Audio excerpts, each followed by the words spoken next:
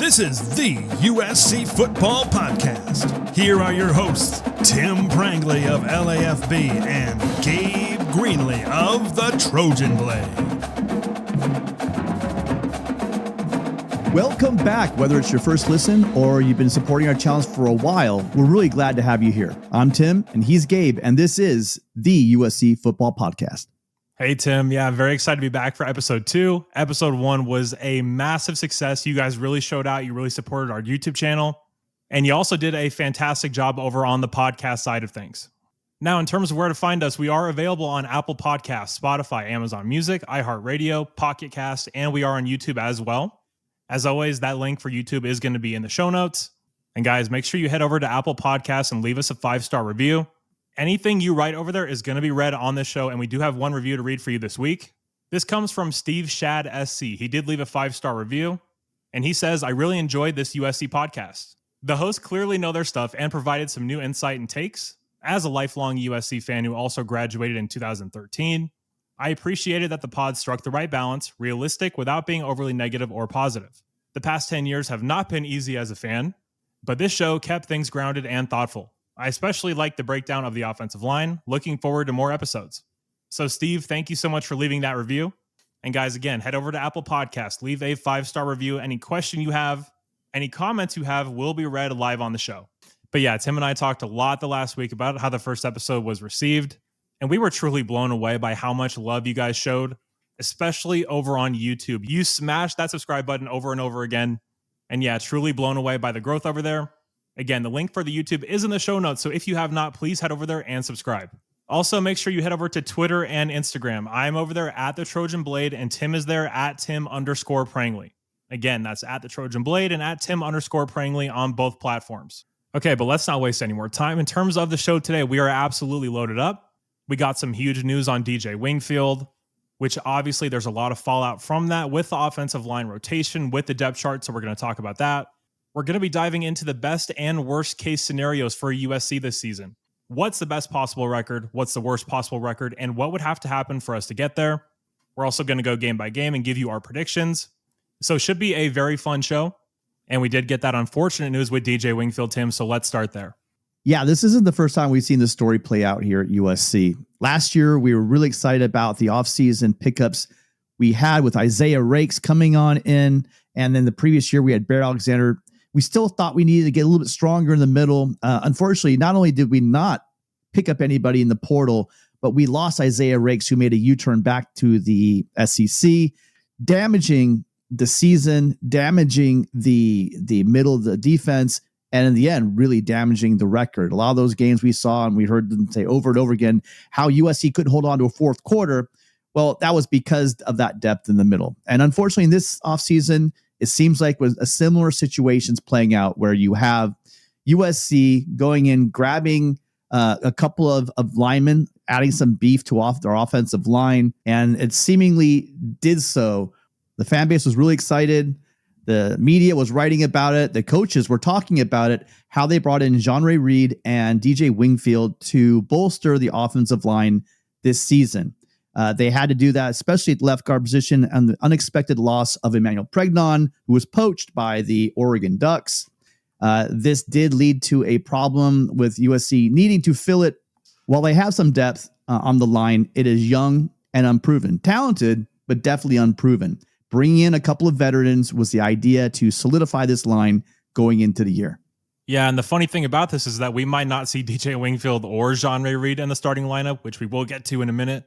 But yeah, the why DJ Wingfield has been ruled out has been gone over so many times, so I don't really feel like that's a conversation we need to have. But in terms of what we're losing, this was a Big Ten proven player. He just played an entire season for Purdue. Now, if you watch my YouTube channel, you know how much I've talked about his struggles, particularly in that Notre Dame game. It was not pretty. A lot of truly non-competitive reps. So while it is a loss, we're not losing Andrew Voorhees here. But again, anytime you lose a Big Ten proven player that was your projected starter at that spot, it's going to leave you hurting. Now, there's been a lot of discussion on should USC have handled this differently? Should they have gone after someone else, someone with no questions of eligibility? Hindsight's obviously 2020. There's a lot of reasons I wouldn't have gone after DJ Wingfield myself, just in terms of his on-the-field play. But I don't think sitting here and bashing Lincoln Riley or bashing USC is going to get us anywhere. It happened. He's not going to be on the team. And we have to move forward with the offensive line options we have. And those left guard options are young and unproven, but undoubtedly, in my opinion, very talented. Gabe and I kind of differ on this one a little bit, but I do think we have multiple options at left guard that can be successful at USC. Yeah, so Tim's obviously talking about Micah Banuelos. Tim's been a big Micah guy for a long, long time. And Micah's a damn good kid. He comes from a great family. His father, Roy, is an absolute wonderful human being. But I just have never been a big believer in Micah Banuelos, the player. Not to say that he's not talented, not to say that he hasn't been through a lot physically, not to say that he doesn't work his ass off, because he absolutely does. It's just he has some physical limitations that I think being in the Big Ten, I don't know if he can overcome them. You see the videos posted from practice where the guys are going through drills, they're right next to each other. He just doesn't have the build of a Big Ten offensive lineman, particularly a guard.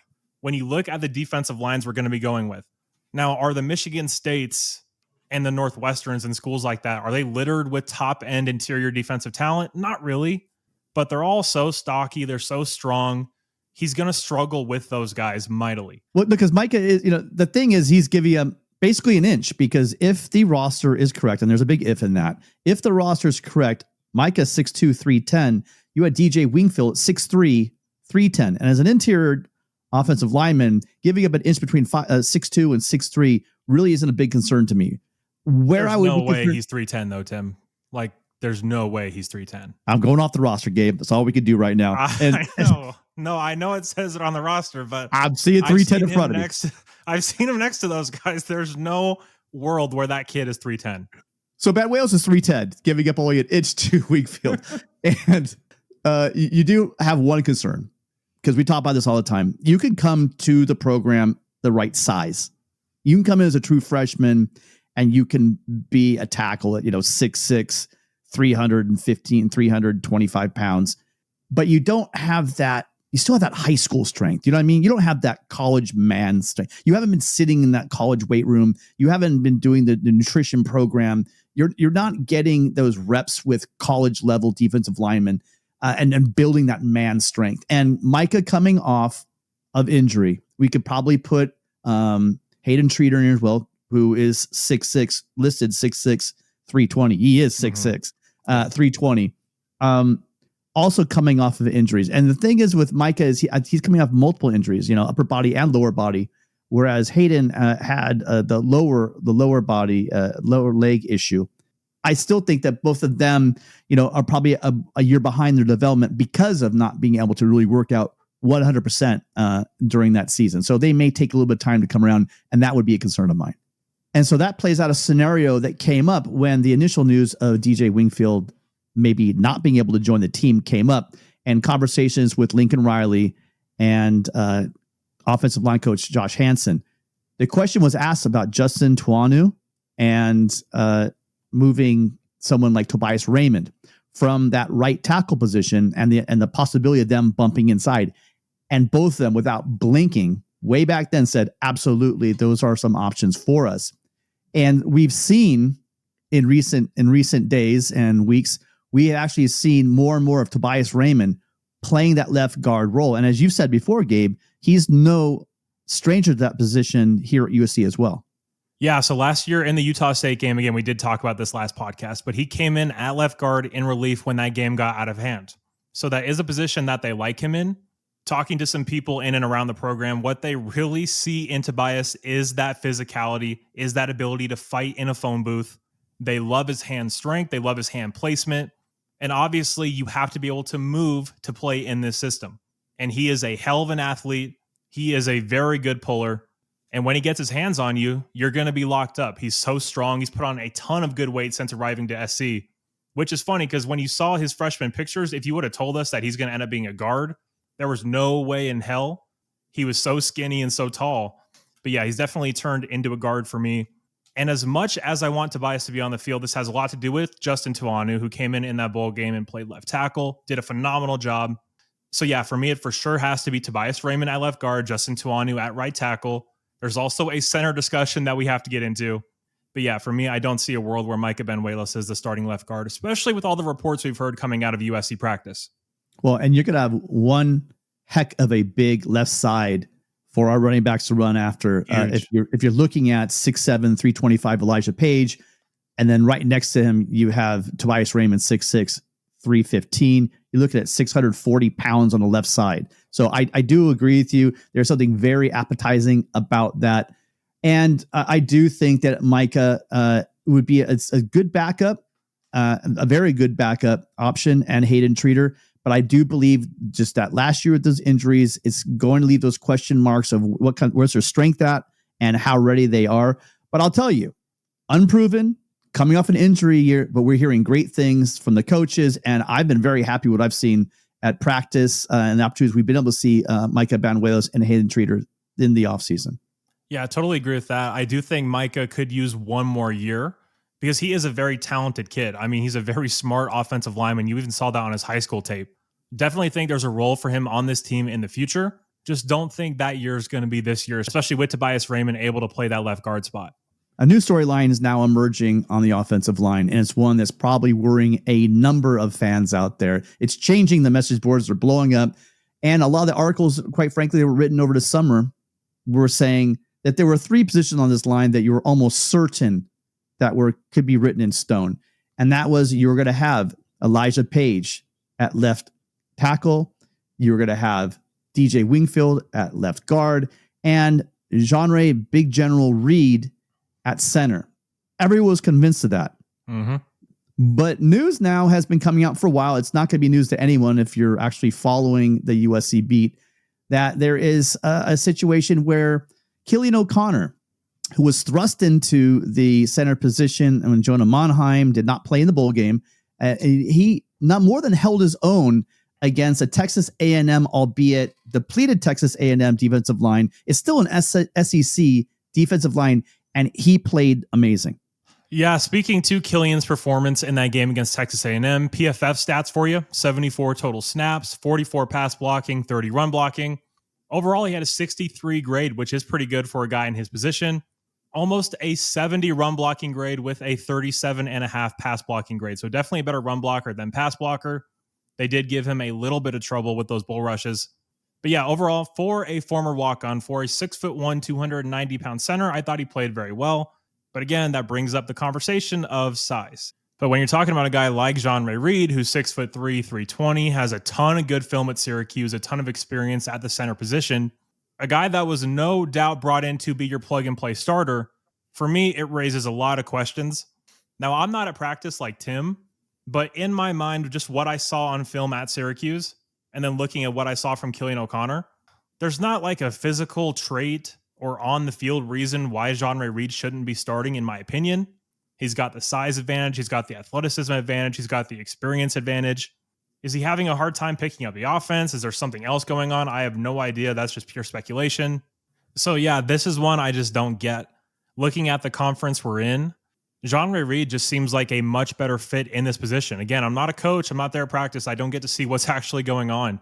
The big question for me is the jump from the ACC to the Big Ten at a school like USC, was it just too big for him? That's honestly one of the only things I could think of, because on paper, this doesn't make a lot of sense to him. No, I think it's a combination of Killian knowing the offense. He's been around for a while. Right. He's got a lot of praise from the coaches. He did fight, but you're right. There's something about 295 that's kind of worrying me up the middle.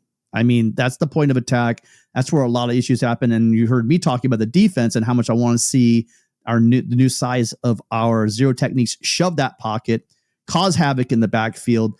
You know, we didn't see that a lot with Killian O'Connor, but then again, I think he might be facing some fiercer competition during the Big Ten season that he might have had in that Texas A&M game.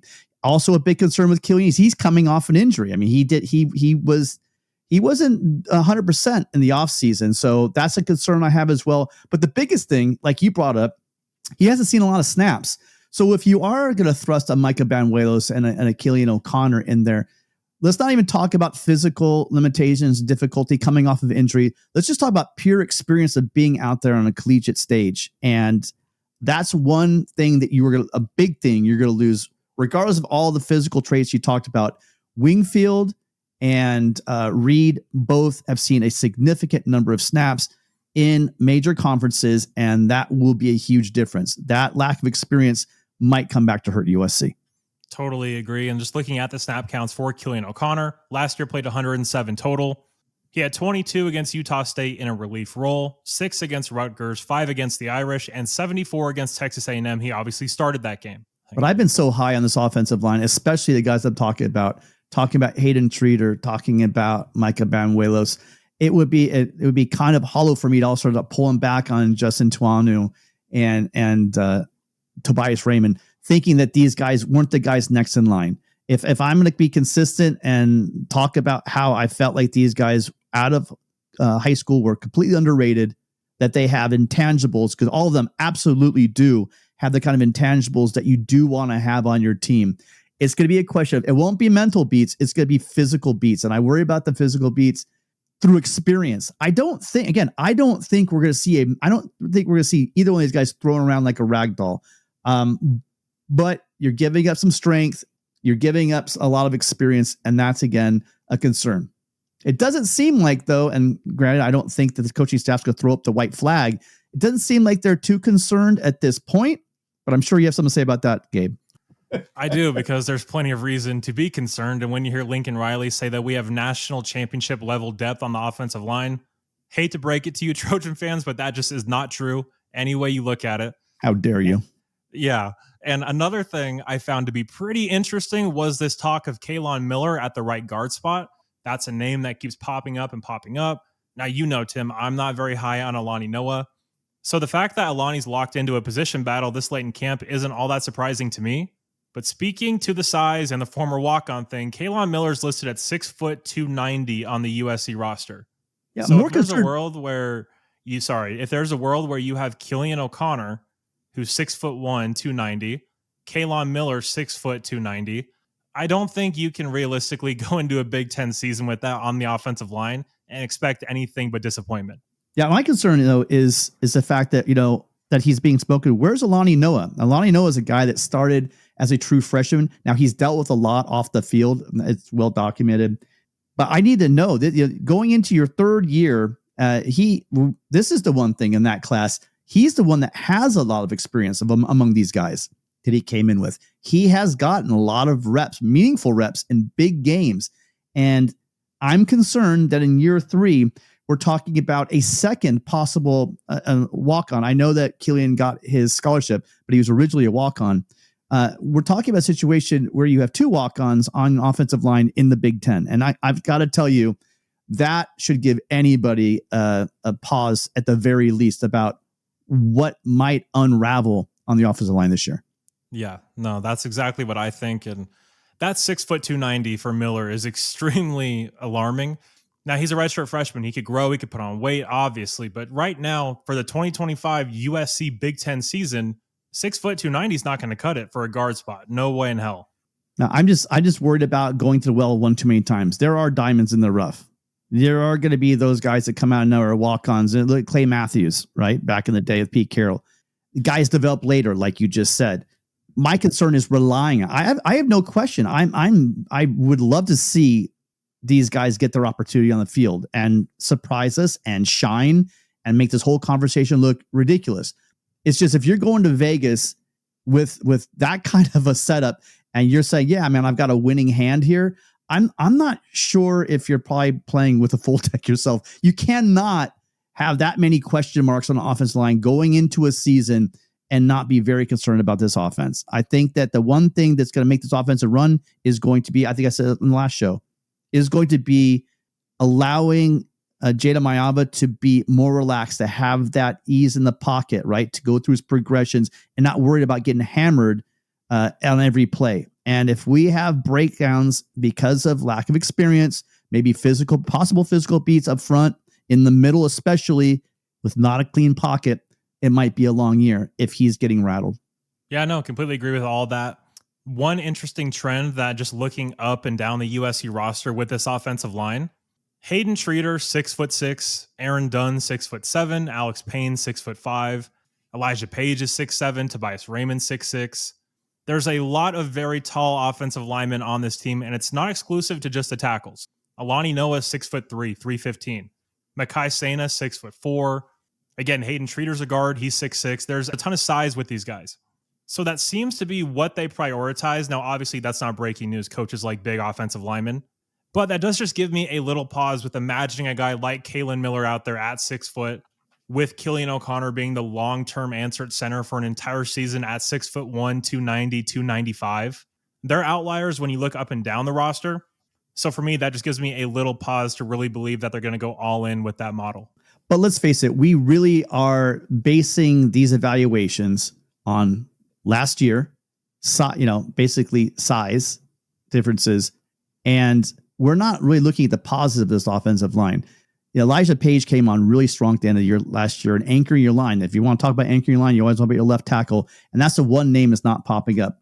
Now, he really struggled early in the year, but as the season progressed, we saw the light bulb come on. We saw him really evolve from that Michigan game. AKA he learned he was allowed to hold in this conference. Well, let's face it. There is no holding in this conference, is there? No. So that said, what's to say that Alani Noah, who looks like he's in the best shape of his Trojan career, is gonna come in with all those reps and solidify that right tackle, or that right guard position. I mean, at this point, there's a lot of hype talk about Kalen Miller, but if you were to ask me, is Kalen Miller going to be your starting guard on day one? I don't see it. I don't see that happening. And then at right tackle, let's say you do have Tobias Raymond at right tackle. Now you got bookend tackles SC wise, and you're high on Justin Tuanu, and so am I. So I mean, we look at the strengths of this thing, and then it just comes really down to what's going on with Jean-Ray Reed. Can that thing get sorted out similar? And if they aren't a true competition, the best man wins. Heck, we saw what Reed could do last year. And if O'Connor is playing at a higher level than that, I'm not sure what we really have to argue about. I don't. Going back to left tackle though, Elijah Page has the ability to really be the foundation for this piece, Gabe. And if he is solid on the left side, going back to that poise piece again, that's really going to help out the situation. No, it totally is. I mean, when Elijah Page committed, I said in his commitment video on my channel, he's going to be a future All-American. Now, he was a freshman All-American last year, but that's not what I was talking about. I think that this is the year he's going to really break through, play a full 12 games of elite football, and be on that All-American wall at USC. And when you pair that with a left guard potentially of Tobias Raymond, I think your left side's set. You have the size, you have the athleticism. They're going to be monsters in the run game, the same way Page and Pregnon were at the tail end of that season. Just go back and watch the Washington game. Elijah and Pregnon were destroying that defensive front. And I think we could be seeing that if Tobias is the guy at left guard. There is a world where Alani takes a jump, I think mentally, because physically he's there. He's super strong. He's a very athletic guy despite his big size, even though he has slimmed down. And then if Justin Tuanu is at right tackle, that's as high a ceiling prospect as there is in college football at the tackle position, in my opinion. So really the only question mark is center. So if Alani's playing better football, you have the tackle position settled, Tobias Raymond's playing great ball left guard. If Killian O'Connor can just be serviceable, this is going to be a damn good offensive line. And like Tim said, with Jade Mayava, that's a must for this season. You have to protect him. You have to help him out. And what better way to protect him than establishing a run game? Run the ball, Lincoln. And run the ball early. And that's what I think we're going to see. You're going to have that lineup you just named. And I think that's what it's going to be. If you were to put a gun to my head and say, Tim, what's the starting lineup going to be come August 30th? I'm going to say to you right away, left tackle, Elijah Page. Left guard is going to be Tobias Raymond. In the center is probably going to be Killian O'Connor. Mm-hmm. And then right guard, Alani Noah.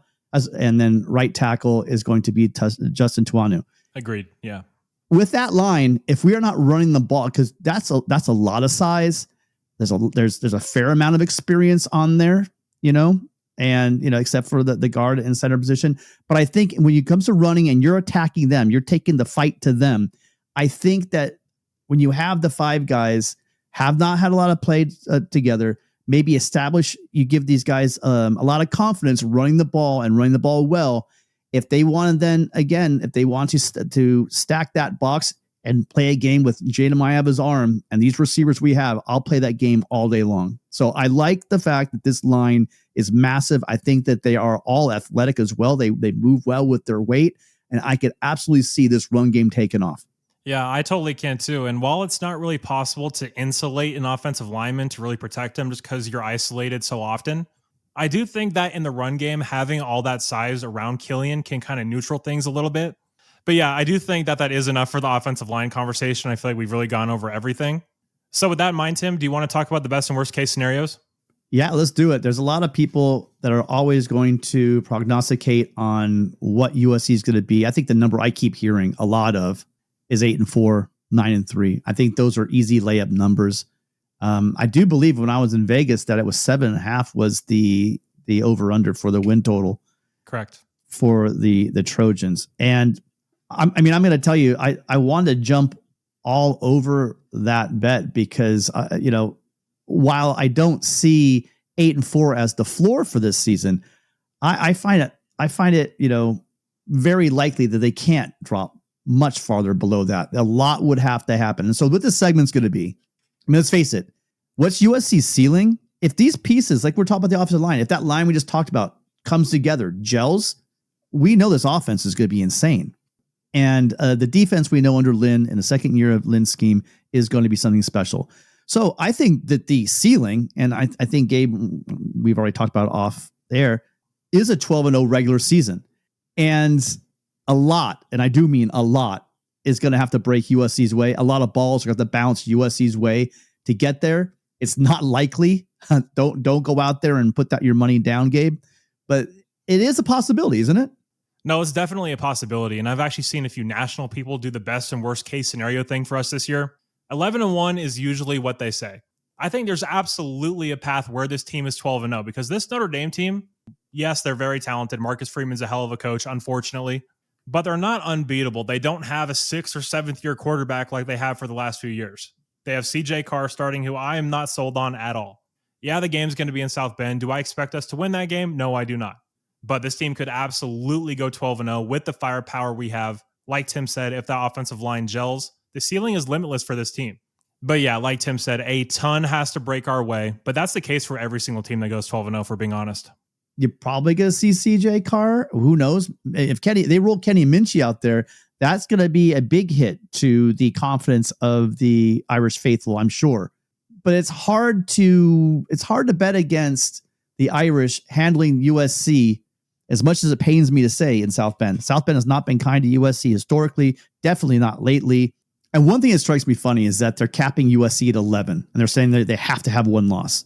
But logically, that does not make a lot of sense, because if you are saying that, and let's say that one hang-up is going to be in South Bend, that means that the Trojans went up to Autzen, another place where historically USC has struggled, especially recently, in recent history, and they can win that game. What's to say that they're not going to be able to go into South Bend and beat the Irish? So if you can go up to and take a game, then you could definitely go 12-0. So that one, there's this like glass ceiling of one loss is a bit silly. Yeah, no, it doesn't make a lot of sense to me either. But for this team to be 12-0, what has to happen? Number one for me is going to be injury luck, particularly with guys like Elijah Page, with Eric Gentry, with Kamari Ramsey, with the playmakers on this team. Obviously, Mekhi Lemon and Jacoby Lane. I don't think that wide receiver room is as deep as a lot of people think it is.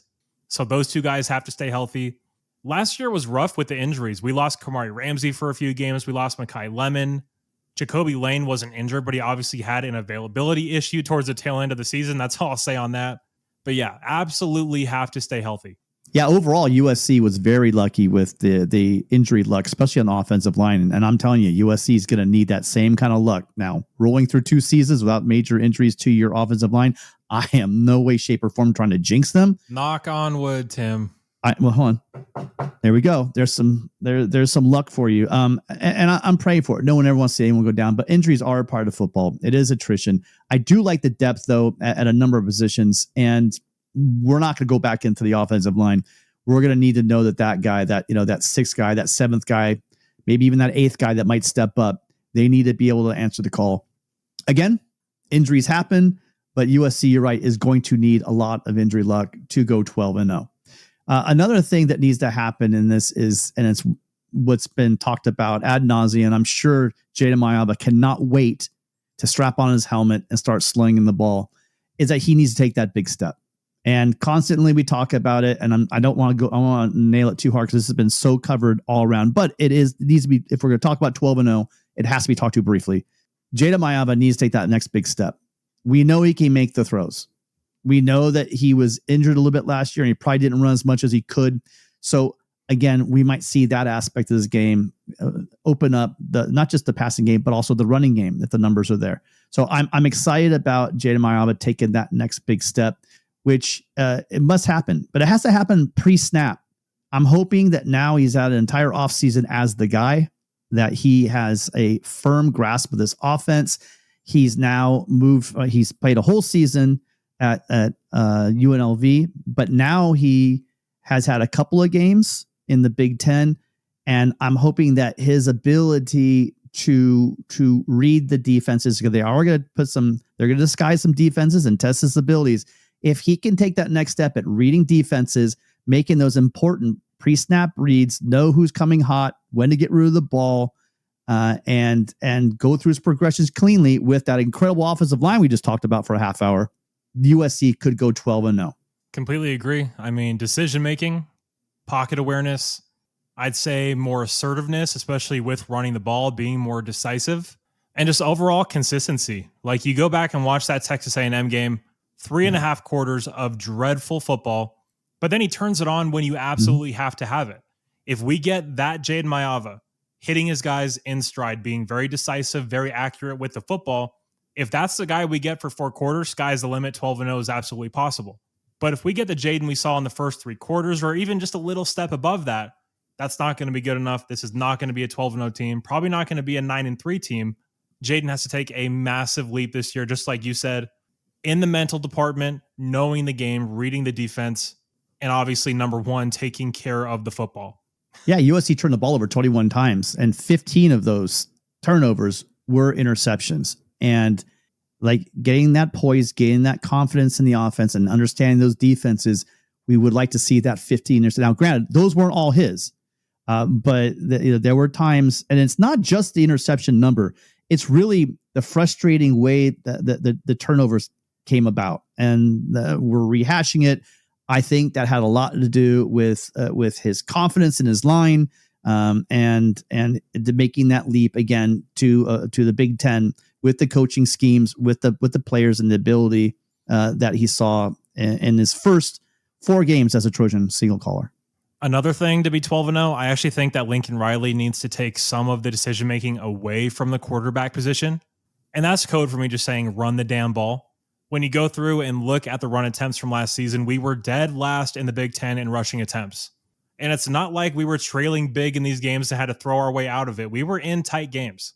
We had the full playbook open pretty much all 4 quarters in every game we played. So there has to be more called runs. You've heard it talked about with Lincoln Riley's offense. The quarterback has the keys to the car. When he gets to the line, he reads the box, he counts the numbers, and then that determines what the play call is going to be. I have so much faith in this offensive line from a run game standpoint specifically, and I have so much faith in Wayman, Jordan, Eli Sanders, Brian Jackson. Just call some damn runs, man. I mean, if we're being honest, take some of the decision-making off of Jaden's plate, make his job a little bit easier, and just pound the rock. If we're going to be 12-0, we have to have a massive uptick, not in run game production, because we were extremely efficient last year. We just need to have a higher quantity of handoffs per game, in my opinion. Yeah, and we talked a lot about the defense needing to shore up that the late game folds that we were seeing with you think about Michigan, especially because of depth. Well, that Michigan game and many others I can look at in Maryland. You're not going for a field goal that gets blocked. Move the ball, run that thing out. Look at Penn State. There are a number of games where if USC could have imposed. Yeah. The number of games where they could have imposed their will, closed out games that everyone looked at the defense, but really if the offense stays on the field and closes out games, then we're not talking about a 6-6 season. You're probably talking at least 8-4. If Lincoln Riley and this offense could have run the ball with more consistency towards the end of games. And I'm not even going to talk about the Washington game. Yeah, please don't talk about the Washington game. No. So that's what needs to go right. And it's an old adage that the football is not round. It's funny shaped, and a lot of things can happen. It can bounce a lot of different ways. And then so for 6-6 to happen, I mean, obviously you could just take the opposite of everything we just said. Jaden doesn't take that step. USC is turning the ball over, not having that ball security. And you will have a problem with injuries. That's easy to see. But Gabe, is there anything in particular you think that would lead us towards a 6-6 season? I'm going to go with defensive line whiffs. Now, looking in the transfer portal, the guys that we brought in, I'm very high on them. I think we're going to have a damn good defensive line, but it is a lot of projection. Anyone tells you that the guys we brought in are sure things, it's just speculation, guys. Looking at Keyshawn Silver at Kentucky and at North Carolina, he was never an elite every down player. That's not the guy he was. He definitely flashed a lot of pass rush upside, pretty stout in the run game, but he had a lot of average performances. Now, body type wise, obviously he's exactly what we need, a massive upgrade from last year. But what if he's just a guy? He makes the move over to USC and he's not that big time player that we need him to be. Jamal Jarrett from Georgia, same thing. Barely got on the field. And when he did, he was okay. He wasn't the dominant force that a lot of people are making him out to be. Now, that's not what Coach Lynn is going to ask him to do. He's just going to be asked to plug up space to be a force in the run game. But if you don't hit on those two guys, and let's just say that Jakeem Stewart isn't ready, Cam Fountain doesn't make as big of a jump as we all assume he's going to, we get more of the same from Braylon Shelby. If this defensive line isn't like a top 5 or 6 unit in the Big Ten, which I believe it's going to be, I think it's going to be a long year for this USC defense because there's a ton of question marks about the corners. And when you're not getting a pass rush, as we saw last year, that just eats into everything. So yeah, if we're going to go 6-6 and things went off the rails, I think that the defensive line not being as good as we thought is definitely going to be a reason why. Yeah, lots being said about this defensive line and an improved pass rush, but we got to see it. We got to see it to believe it. And there's no real football reason why these guys aren't going to take off, but it is a concern. It is a concern. I think it's not likely. Then again, 6-6 isn't very likely, which leads me to mine. I'm going to flat out say it. USC could absorb a lot of these things that happened and that we talked about. Not all the things have to go right in that 12-0 season for USC not to drop 6 games. For me, really, for USC to lose 6 games, looking at this schedule, Lincoln Riley's got to lose the locker room. This team's going to have to quit because I honestly don't see a football reason where USC picks up 6 losses. Because let's just go chalk like it's probably going to be in Vegas. Let's just hand a win to Notre Dame right now. Let's just hand a win to Oregon right now, okay? Let's just give that to them. That means USC in the remaining 7 games is going to have to go 3-4 against the likes of Purdue, Michigan State, Illinois, Nebraska, Northwestern, Iowa, and UCLA. And I'm sorry, I'm having a hard time thinking USC can't pick up more than 3 wins. And that's conceding 2 losses, 1 to the Ducks and 1 to the Irish. And I'm pretty solid that I think we pick up 1 of those games. Tim, you want to just dive into the schedule, go game by game? Yeah, that's a good idea. Let's just move into the schedule. Let's face it, if USC struggles in any of the first 3 games, Missouri State, Georgia Southern, or at Purdue, the thoughts of USC going 12-0, 11-1, 10-2, heck, 9-3, just throw those out the window. So let's skip forward to the 4th game of the season. USC will be returning to the Coliseum Saturday, September 20th to face the Michigan State Spartans. Yeah, so I do feel a little uneasy about this game. If there's one team in the Big Ten that's given USC a lot of trouble over the years, it's been Michigan State very consistently. This year's team, I'm not the biggest believer in Aiden Childs. He's very athletic, but if you want to see a quarterback that cannot make a good decision to save his life, go watch Aiden Childs from last year. Our secondary should be able to feast in this game, especially if we're getting a pass rush, so I have us winning this game as well. I completely agree with you. The defense gets this one done, even if the offense struggles at all. USC should be 4-0 going on the road to Illinois on September 27th. Yeah, this is the one. This is where we're going to find out what this team is really made of. I know a lot of USC fans are actually downplaying this game, which I find to be interesting, at least on USC Twitter. We all know that's a very sane space. But Luke Altmaier at quarterback, Brett Bielema is the head coach, very physical defense. You know what to expect from this Illinois team. Stylistically, just what we know based on USC the past few years, not a great matchup. But for how I think this year's USC team is going to play, I actually think we stack up pretty well. But on the road, I would assume they're going to make it a night game, going to be a very hostile atmosphere. That crowd's going to be juiced. Don't love the matchup. I do have USC dropping this one in a very close game. Yeah, I'm with you on the Illini. It's not as much about Illinois. It's more, well, I'm looking at USC. Yes, going out for their road trip to Ross-Ade Stadium in West Lafayette is going to be an opportunity for them to exercise some road demons in the Big Ten. However, I do believe that this Illinois team is for real. I think that they're probably going to cause this offense some trouble. Brett Bielema is going to come with a defense designed to confuse Jada Mayava. If USC has not ironed up that offensive line, might be a long night for that offense, and I think they might be leaving Champaign with a loss. The following week, October 4th, USC is off. They have a bye, but then they return home. That bye is going to be crucial because I don't believe Michigan does have a bye going into that game. USC returns home in a revenge game against the Michigan Wolverines, a team until last year that USC really had their number. Yeah, the biggest hope for this game is that it's officiated fairly, for being honest. But looking at the personnel side of things, Bryce Underwood's going to be a true freshman coming into the Coliseum. That crowd, I think there are going to be a lot of Michigan fans, obviously, but that crowd's going to be juiced for that game. We want to pay them back in the worst way. And I think D'Antlin's going to terrorize that kid, going to give him a ton of different looks. Kamari Ramsey's going to be coming down and dropping back into coverage. So yeah, I think we do win this game. Don't think it's going to be a shootout or anything like that. Maybe like a 21-10, but I definitely see us winning this game, and I have us at 5-1. Yeah, feeling electricity last year in Ann Arbor on the field. I'm glad this game this year is at the Coliseum. And regardless of what Chip Lindsey brings to this offense, I did watch D'Anton Lynn's defense, especially now in a second year, just completely bottle up what they had going on offense for the Wolverines last year. I do agree that even if he's green, Bryce Underwood is going to bring something to the forward passing game that was completely vacant last year in Ann Arbor. But I do believe in the improved pass rush and their ability to rattle a young quarterback on the road, traveling all the way across the country. I'm giving USC to win in this one. Speaking of traveling across the country, in week 8, USC heads to South Bend, Indiana to take on the Notre Dame Fighting Irish. Their heated rivalry between the two schools that go back 99 years, maybe coming to an end. So this one might have a little more juice to it. Yeah, no, it definitely will.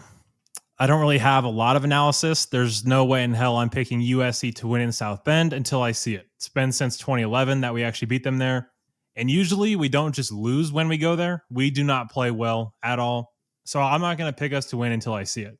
Yeah, I have to agree with you. Until I see it, this is just a place where great USC teams go to die. And I have high hopes for this team, but I am not going to call this team a great team until I see it on the field. So I think USC is going to pick up, just like you, their second loss of the season in South Bend.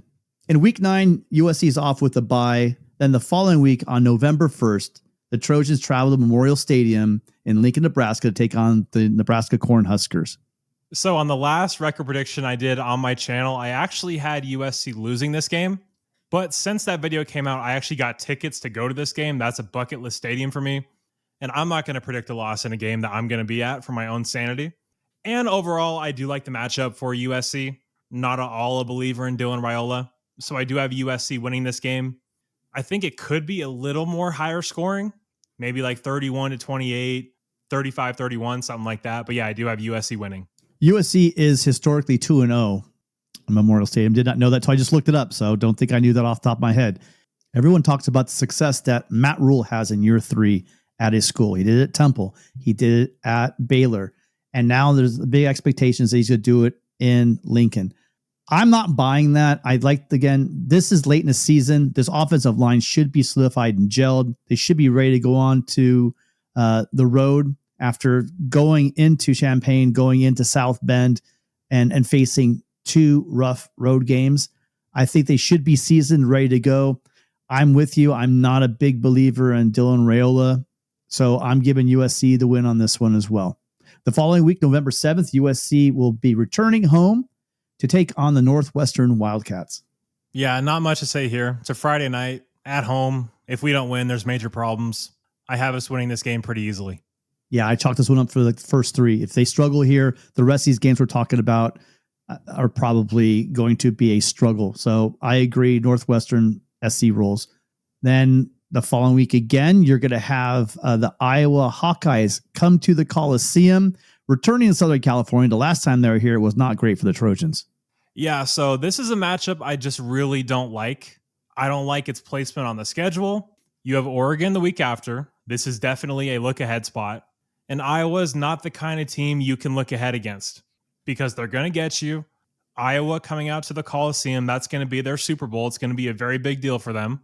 And yeah, I unfortunately have us dropping this game. Just don't like the matchup. The things USC has going for it this time against Iowa is we will not have a defense that's just going to get steamrolled for 15 yards like we saw down in San Diego. I do like our defense. I do like our ability to stand up to some bully ball. And I really think that this game played in Kinnick is going to be would be a different conversation. But the fact that USC lands this game at home, I'm giving USC the W here as well. After the big win over Kirk Ferentz and his comments constantly can't get Lincoln Riley out of his mouth, we head up to Autzen Stadium to face the beloved Oregon Ducks. Yeah, what a wonderful program. So many great things to say about Dan Lanning. Definitely running a clean program up there. They do things by the book. But in all seriousness, again, since Lincoln Riley has been at USC, we haven't won a signature road game. We haven't performed well in hostile environments. So if during the year I see us win at Illinois, at Notre Dame, my prediction for this game will change. But for now, I have us losing this game at Oregon as well. If this game's played early in the season, I give USC a snowball's chance in hell. USC has not beaten the Ducks since 2011 in Autzen. The fact that this game is the 11th game of the year, if I'm believing in the development ability of this coaching staff, if I'm to sit here and I'm wearing the Coach Henny fanboy t-shirt, if I'm talking about Belk and his defenses, if I'm talking about year 2 under Danton Lynn, if I'm believing in Jaden Mayava and getting a full season as the guy, if I'm thinking that you have receivers like Lemon and Lane that are going to torch and are going to make camp in the end zones at Autzen, I can't sit here and say the Ducks are going to beat the Trojans. I think it'll be a hard-fought battle, but I think the Trojans go up to Eugene and absolutely shut a couple of quack mouths up in the process. USC wins this game. And leading into the UCLA showdown, crosstown showdown, Gabe, you have USC dropping games to Illinois, Notre Dame, Iowa, and the Ducks. Is that correct? Did I got that count right? Yeah, that's right. I have us at 7-4 at this point in the year. And I have us dropping games to the Fighting Illini and the Fighting Irish, which leads me to the not so much Fighting Bruins across town. Gabe, what do you see in this game? Well, what do I see? Little brother, irrelevant, pointless, worthless, toothless, an absolute pathetic abomination, a dreadful excuse for a football program, disgusting uniforms, even more disgusting students. Their head coach is a running back coach. If we lose this game, I will throw up. I will be very upset. Therefore, I am predicting us to win and win easily, as I will every single year. UCLA has played the spoiler many times for the Trojans, and if USC is 9-2 at this point in the season, they have their eyes locked on at a possible playoff berth. The only thing standing between them and a chance for a national championship, like has happened many times in the past, are the mighty UCLA Bruins. Who am I kidding? There's absolutely no way that if USC is 9-2, the struggling program that is the UCLA Bruins are going to have a chance in this game. So in 2025, after the regular season, I have the Trojans at 10-2, staring down the chance of a playoff berth. You have the Trojans beating the Vegas odd line at 7.5. Trojans going 8-4 on the season. Yeah, 8-4 sounds right to me. Definitely think we're going to beat the Vegas line, like you said. But also just don't think that this team is built to truly compete this year. I think 2026, 2027, those are going to be our big windows. You're going to have Longstreet getting ready to go. This O-line is going to continue to grow. But yeah, definitely see this as more of a developmental year. Yeah, I'm not going to lie. I'm being very optimistic on that 10-2 because I'm seeing some of those games that USC dropped. I'm just going the law of averages. Some of those games last year to get USC to 6-6 were a lot of things had to break the wrong way. And I'm banking on the fact that a couple of these games, and I know they're going to be nail biters. I think they're going to be some tough games. I was kind of messing around with the Iowa game. That Iowa game might be a low scoring last minute victory for USC, maybe even on a field goal. Who knows, right? But I do believe this team is soundly in that 9-3, 10-2 kind of window. And as we talked about earlier in the show, although it's extremely unlikely, I could see the USC going 12-0 much more likely than a 6-6 season, assuming no catastrophic injury plague hitting the offensive line, Eric Gentry, Kamari Ramsey, and our receiving crew. All right. And that is going to do it for episode 2 of the USC Football Podcast. I know I mentioned it in the beginning, but really we are so blown away and so grateful for all the support we got on the first episode. And again, if you guys haven't, please head to Apple Podcasts, leave a 5-star review. It will be read on the show. And the link for the YouTube channel is in the show notes. So head over there, hit subscribe. It would really help us out a bunch. And while you're at it, make sure you come join us Wednesday nights at 7 p.m. as Ryan Dyrud and I host a weekly call-in show where you guys can bring your thoughts, vent, celebrate throughout the year with us. We're really looking forward to a great USC season, and the show won't be anything without you guys. But yeah, you can find me on Twitter and Instagram at The Trojan Blade. Tim is at Tim_Prangley. Thank you guys so much for listening, and fight on.